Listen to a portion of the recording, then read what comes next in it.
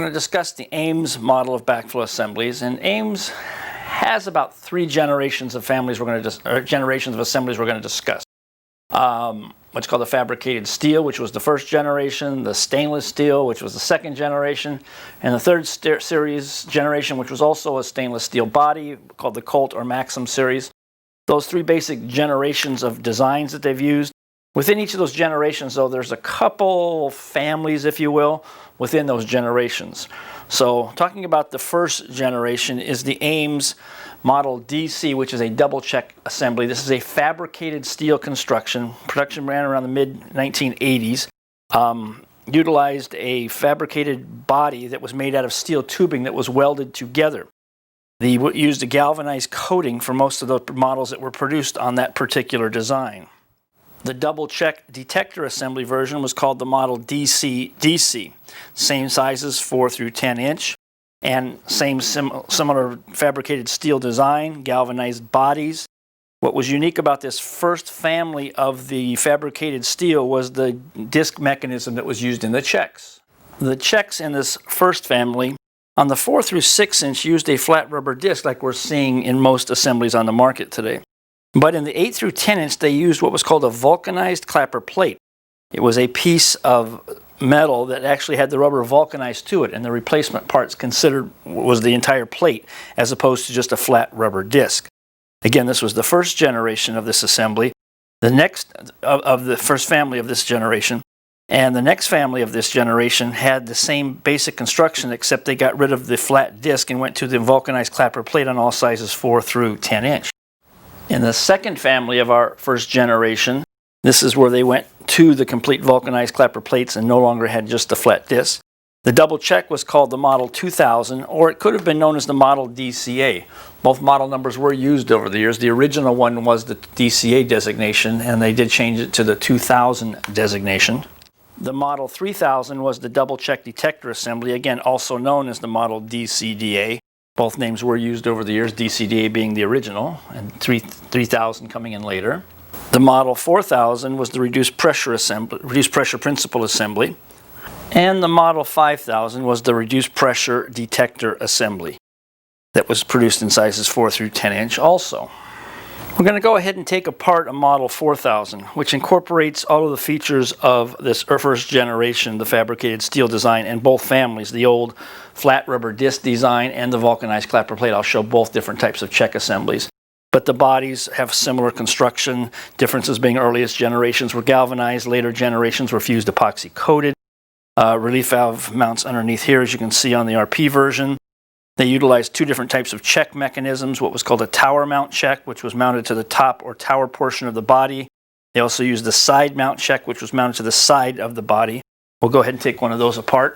The relief valve, which is mounted underneath, utilize a single rolling diaphragm. You can see the diaphragm rolling through here, diaphragm plate, spring, and the seat there. So let's go ahead and see what the Model 4000 looks like. What I've got in front of me is the Model 4000. Again, we talked earlier about the 2 generations and the basic parts of them. The RP version has basically all of those components of all of these 6 different models. So I'm going to use this as a take apart, but as I come to different parts, I'm going to talk about the specifics to those models that apply. So here's a cutaway of a 4-inch Model 4000, which is their reduced pressure assembly, known as Model RP or Model 4000. I said earlier it's a fabricated steel design, and what that means is they literally take pieces of tubing, constricting it and welding it together to fabricate a body, as opposed to a molded body. Many of the, especially smaller sized bodies, are poured from a molten metal into a mold, and out comes a body. This one is actually fabricated or built together.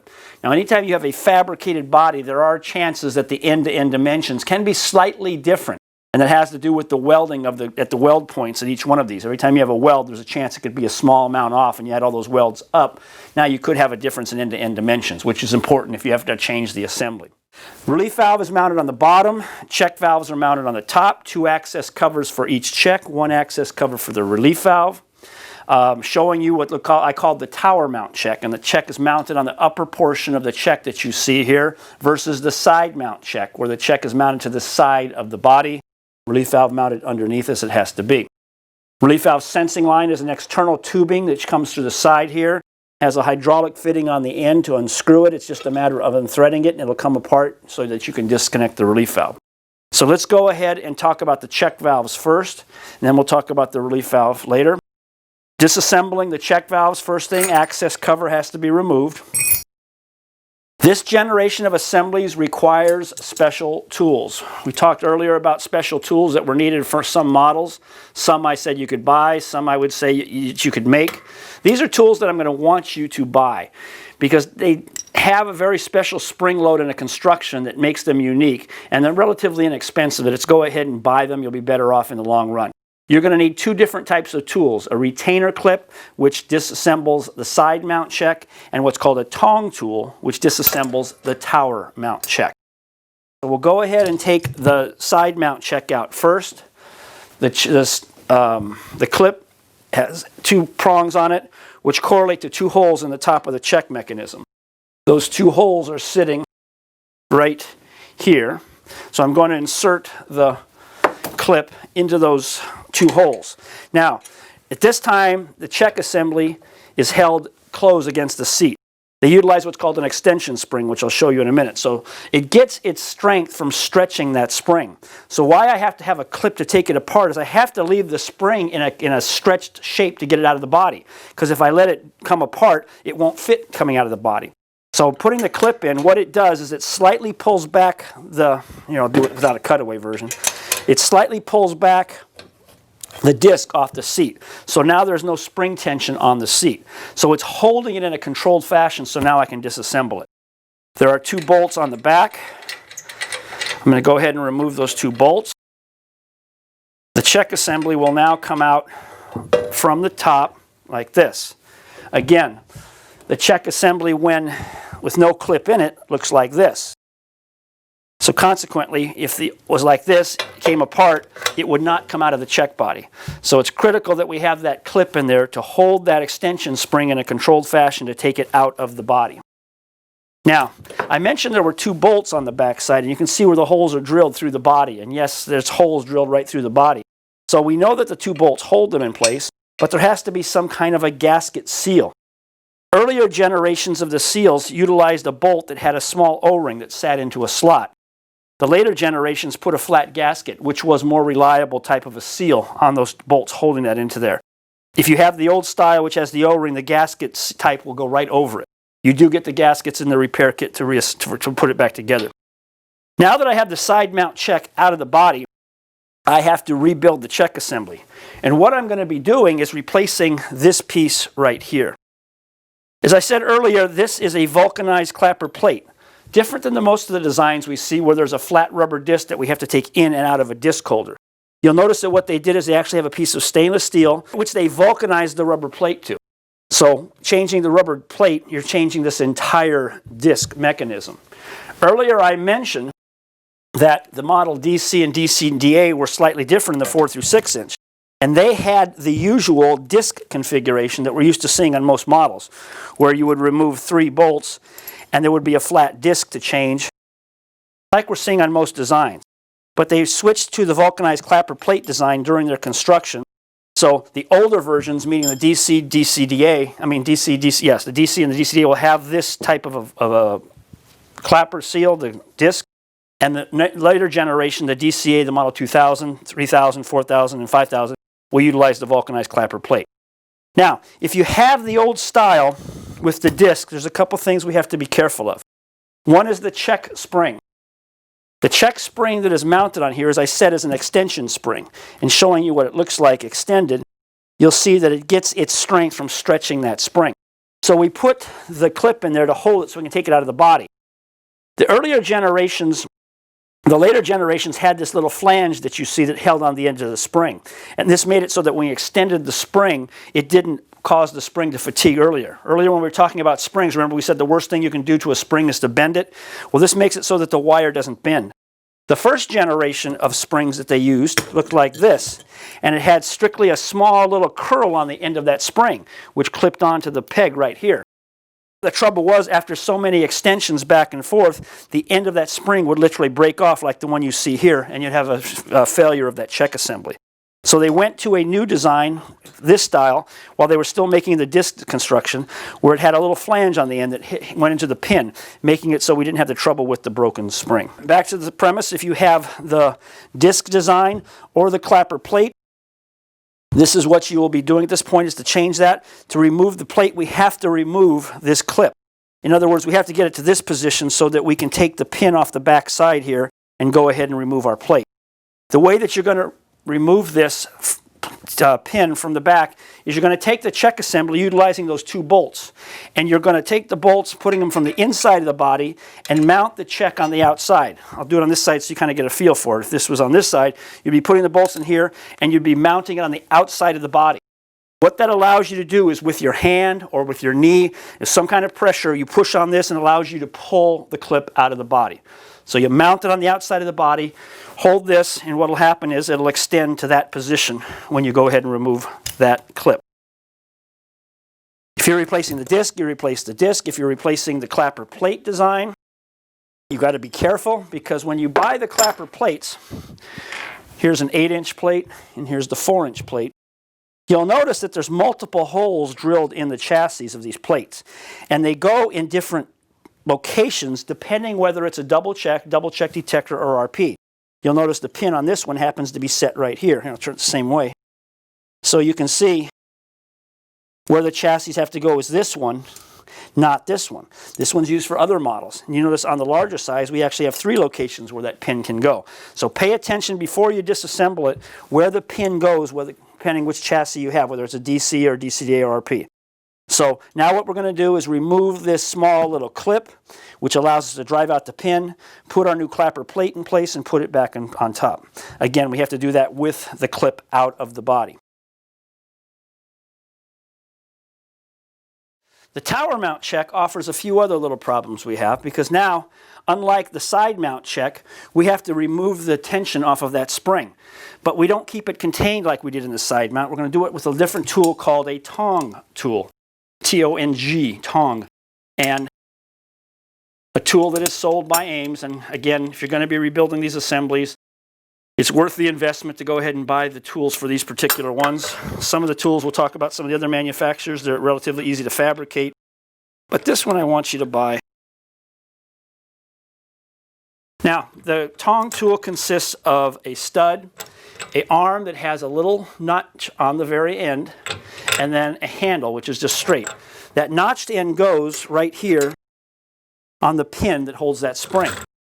Now, by putting this bolt on the back side, it allows me to release the spring tension in a controlled fashion, and that's the purpose of this tool. I have to release that extension spring so that I can get this apart to remove it. So I'm going to go ahead and get my tong tool in place, and I'm going to move it back and forth, making sure I have movement here, knowing that I've got my full tension on here. I'm going to go ahead and remove the 2 back nuts, and they have that same washer that we saw on the bolts on the side mount check. When I remove the nuts, I'm going to go ahead and work on the chassis, bringing it out of, so it's spring tension. And once I've got that out of its hole, now the spring tension is released in a controlled fashion. So I've released all the spring tension. I can fold the tong tool on the back side and leave it there for now. Now I can see the clapper mechanism on the check assembly at this point.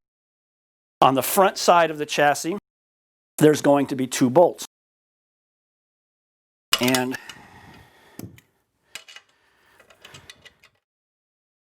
again, the same washer mechanism. As I go to remove these bolts, I want to be very careful, because I want to make sure I have a hand on both of these chassis as I pull this out. The reason is because once I remove these 2 bolts, the chassis could fall down into the body. You don't want it to do that, because if it did, you could fall right in place and damage that check seat that's in there. So hang on to both halves of the chassis, take the 2 bolts off. The check mechanism will come out from the top just like this. The tower mount check, now you can see how it's completely released with its tension. Same story. When we get our new plate, we're going to put it in place, see where the pin goes, pull the little keeper rings out that you see here, drive the pin, put the new clapper plate in to rebuild the check mechanism. So now we've got the checks out of the body. At this point, we want to inspect the body, make sure we have no damage. Earlier I mentioned that the Model DC and DA were the earlier generation, and the newer generations were the Model 2000/DCA and RP for the RP version. They all used a fabricated steel body design like this. The earlier generation, those used an a galvanized coating. Valve you see here has a fused epoxy coating. We talked earlier about the differences between fused epoxy and painted epoxy. But the earliest generation were strictly a galvanized bodies on the double checks and the double check detector assemblies. And they had problems like galvanizing will, where there would be a lot of premature rust once the galvanizing coating was gone. They switched to a fused epoxy coating, which helped minimize that corrosion problems that they had with the galvanizing bodies. So the newer generations will be fused epoxy like this. The older generation may be galvanized, depending how old they are. I keep mentioning the older generation of the model DC and DC-DC, and the newer generation, the model DCA and DCDA. Everybody says, what's the big deal? I just look on the tag and I see it. Well, here's the body of a 4-inch, and here's the tag. Here's the problem. Most of the time, the tag is missing. Tag in the early days was just bolted with a little rivet on the side of the body, and it was made out of aluminum. And the tag would rust prematurely, especially outside. Aluminum would just corrode away, or it would be knocked off, as in the case of this one. So sometimes you have this tag to identify the model. Sometimes you have to identify the model from the outside, meaning there will be no tag on the outside. Earlier generations, they were not required to make the markings permanently etched into the body. So the things that you're going to look at to identify which model you have if you don't have a tag. First of all, is it obviously a double check detector, RP or RPDA. Next thing you want to know, is it a galvanized body or the fused epoxy coated body? Those are things that will help us. The other thing that I'm going to ask you, is it a one-piece body, meaning that there's two flanges on the end where it's welded in the middle, or a two-piece body? There are some where there was a flanged connection in the middle, so it was one body, second body bolted together. The other thing that you're going to help identify it, if you don't have the tag again, is whether it is a tower mount check, the one we saw here, or the side mount check. Because they use different ones depending which model it was over the years. So looking at the body sometimes is more than just knowing how to take it apart, also help you identifying what model it was if the tag was missing. Next thing we want to talk about are the check seats. The check seats are pressed into the body. Most check designs are such that they thread in, bolt in, or some kind of flange mechanism. But this generation that Ames produced, the check seat held in by an O-ring, had a special tool that would literally push that seat into the body. Obviously with a cutaway I can do it by hand relatively easily. But the seat tool mechanism actually mounted to these bolts and would push the seat in, or there was a piece that came inside that would pull it out if you were replacing that seat. So the seats were replaceable on the checks, but usually not needed for the average repair. Okay, we've taken the both check assemblies apart. You've seen how we're going to remove the pin to go ahead and replace the clapper plate when we're repairing it. Now let's talk about the relief valve. The relief valve is mounted by an external relief valve sensing line that you see right here. It's attached to the nipple that comes out of the body where the number 2 test cock would be located. Now because it's a fabricated steel body, this body is literally the thickness of a piece of pipe. They would use a small weldolet where the test cock went into the body. Some of the later generations, this was a problem because this weldolet would actually rust out of the bodies, and sometimes you'd see these parts where it's literally water shooting on the side. So this was kind of the Achilles heel of the body portion, where the weldolet, where the body went through there. We talked about fused epoxy earlier, where when they fused epoxy, they couldn't epoxy coat threads, so you would have raw threads on the back side where that nipple went in, and that's where the corrosion would develop. So sometimes, unfortunately, you'd have that corrosion where it would completely plug up that sensing line going into that fitting. Again, here's where your test cock would be located. So to go ahead and remove the relief valve, all you have to do, it has a hydraulic fitting. You don't have to twist the whole tube. You just twist the fitting, and the sensing line will come out like that. Now, this is a cutaway of the relief valve, so we only see half of the relief valve cover. Going to go and remove the relief valve. One of the things we always want to know about if there's spring tension when we take a cover off. In other words, when we took the cover off of these checks, there was no spring tension, but we had to release the spring tension in order to rebuild that check assembly. With the relief valve, as I take the bolts off, there will be spring tension from the relief valve spring on the back side. So I want to hold the relief valve cover as I remove my final 2 bolts and nuts. And once I get my final ones released, the relief assembly will come out just like this. Now, what it's going to show is a couple things. One, we're going to see a flange here with an O-ring in the middle of it, and then on the back we're going to see our relief valve disc. We keep talking about relief valves, talking about how they work, talking about whether it's hydraulically balanced or not. Looking at this particular design, here's what the relief valve looks like. Our high pressure sensing line comes in from the back side like this. our low pressure, meaning after the first check seat, comes through the body. Now the relief valve disc is sitting on here, so the first reaction is we have high pressure here and low pressure up here, that it's not hydraulically balanced. Well, if you notice when I turn, there's a small little breather hole right here. That's what gets our low pressure sensing line on the back side of our relief valve elastic element. So it is a hydraulically balanced relief valve. We talk about trip ratios. You can see our rolling diaphragm here. We have a relatively large one compared to our relief valve seat orifice. So we have a good trip ratio, something that helps that relief valve move. So going back to those three things, it is a rolling diaphragm, it does have a good trip ratio, and it is hydraulically balanced. Now, this relief valve body is mounted to this flange that you see here by 4 bolts on the back side. Change our relief valve disc, we remove these 4 bolts, put the new relief valve disc in, and put the body back on. So changing the relief valve disc, we actually have to move this relief valve body. But this inner portion here, where this O-ring sits, is a very important part of this design. That's our guide. We keep saying the guide is the most important part of those 5 components of every part of a component. So you can see that our relief valve seat, which is on this edge here, sits on the disc, and it slides back and forth along this O-ring. So this is our guide mechanism that steers the relief valve as it goes to close. There's a second guide on the back side. You'll notice this pin on the cover. So this pin sits into a hole in here, and so this relief valve is double guided, meaning it's guided on the back side here and then guided over here. So it's guided through its travel. Again, high pressure sensing line comes in through the cover. So high pressure comes here, low pressure comes down through the body, through that small breather hole that I showed you right there. So it is hydraulically balanced. Now, relief valve spring sits like this. That's what the stem looks like inside the body. Let's go ahead and take it apart. Relief valve stem, you can see we have about 8-inch diameter on our rolling diaphragm. We've got these 6-inch plastic plates. Kind of figuring, how does this come apart? If you grab the relief valve seat, again, no wrench marks here, because you can see that's what slides over that O-ring there. We don't want to use any wrench marks on this. This should come apart hand tight. How many times have I said if something comes apart hand tight, what does it mean? O-ring seal, right. It should come apart hand tight. If for some reason you cannot get it apart hand tight, the only place that you may place a strap wrench, please, if you're going to use any kind of pipe wrench, put a rag over the teeth or something, is right here. It's not going to be very tight because it is an O-ring seal on a plastic thread, which I'm going to show you in just a second. But you should be able to remove this hand tight. Even with my little wimpy old arms, I should be able to unscrew that.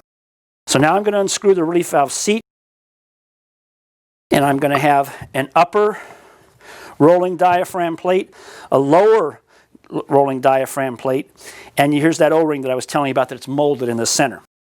Now there's some important directions on our rolling diaphragm. As it says right there, it says high pressure side. We know the high pressure side coming from the cover, so it has to go down. We also know that's where the bead for our O-ring is, which you can see the bead inside our relief valve lower retainer plate right there. So reassemble is going to be the reverse. I'm going to go ahead and put my rolling diaphragm in, making sure my O-ring is perfectly located in that slot. We always talked about earlier about O-rings, making sure the slot is clean, making sure we have a little bit of lubricant on the outside, makes it so it doesn't twist or torque on the inside. Diaphragm plate, same story, goes over the top. Now we're going to take our relief valve seat, which is a stainless steel thread on a plastic thread. So be very careful, because it is easy to strip.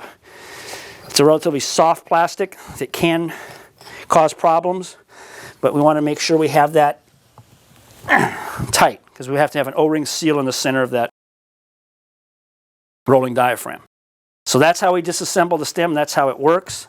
Go ahead and replace our O-ring. Again, how do we put O-rings in? A little lubricant, a little between your fingers.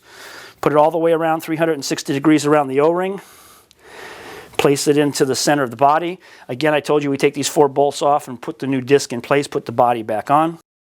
When you go to put the relief valve back together, what I want you to do is use the cover as your guide. You'll notice that we have a rolling diaphragm, so it's easy to pinch it like we've talked about earlier. One of the worst things you do with a rolling diaphragm is pinch it. And this is a good one to show you that on a cutaway, because if it's pinched like that, obviously you've taken the travel away from that rolling diaphragm.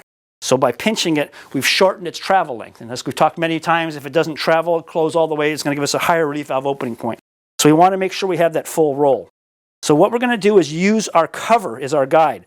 We're going to go ahead and place the guide over here, but we're going to put all of the bolts. Obviously I only have 2 bolts and it's a cutaway, but I want to put all the bolts in around that rolling diaphragm, because now I can check that roll and make sure it's folded properly on the outside of the body. Because once I go to put this inside, basically it's a blind assembly. I'm just going to shove it and hope to catch that hole in the middle. So a couple things happen when I'm trying to catch that hole in the middle. I'm doing it without the spring just to show you.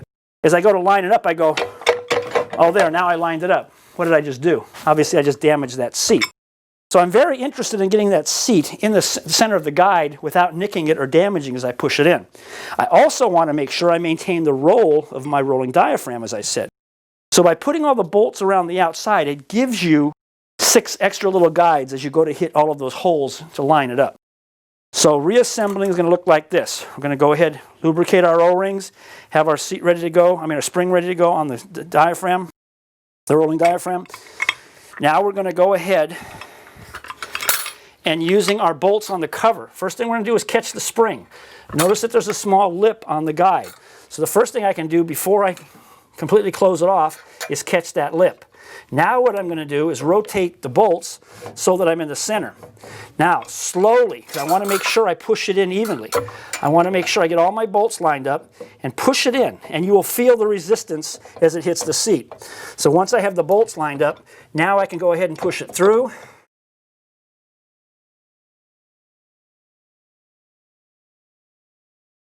Once I have it caught, 2 nuts on the outside. Because I want to make sure I'm not causing any friction on that O-ring. Because you can see it's a blind assembly. This is a cutaway, and yes, I can look down from the top. But if this was a live assembly, it would be a hole here, and as I push that in, I want to make sure that stem goes through there without damaging that O-ring. Properly lubricated, properly lining up, using these bolts as my guide to go in there, I should be okay. Go ahead and reattach my sensing line. Now we're ready to put the check assemblies back together. This is probably the one part that more people do incorrectly on this particular design.